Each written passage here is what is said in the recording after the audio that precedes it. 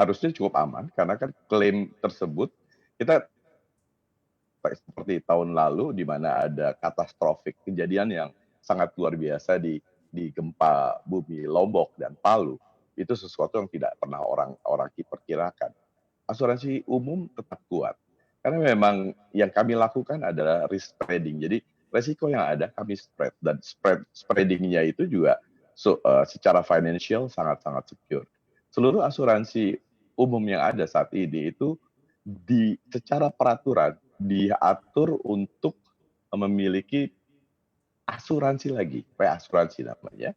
Itu yang harus melindungi diri kamu terhadap resiko-resiko yang mungkin terjadi yang berulang setiap 250 tahun. Jadi memang asuransi adalah bisnis manajemen resiko dan dalam prakteknya itu yang kami lakukan. Nah, kalau terjadi kondisi-kondisi angka yang klaim-klaim yang memburuk seperti tadi, dalam hitungan tahun nggak apa-apa, selama tidak subsequent bolak-balik terus.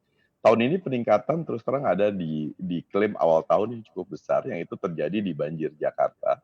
Kita ada berapa mall yang memang terendam dan kondisi sekarang dilanjutkan dengan pandemi yang ada. Jadi ada perlindungan asuransi yang quote unquote namanya business interruption. Jadi selama pendapatannya belum kembali kepada level sebelum kejadian, asuransi akan memberikan terus penggantian. Dan itu yang banyak terjadi. Jadi kalau angka peningkatannya kelihatan ada sekarang dibandingkan dengan premi. Jadi preminya menurun, sementara klaimnya agak sedikit naik. Ya karena apa? Karena memang banjir yang terjadi di tahun baru kemarin dan itu terus sampai ke Februari.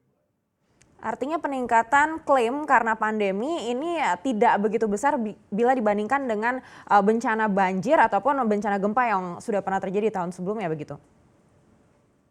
Ya, peningkatan dari sisi asuransi umum terhadap klaim, kalau yang ada sekarang adalah peningkatan dari cost dari asuransi kesehatan.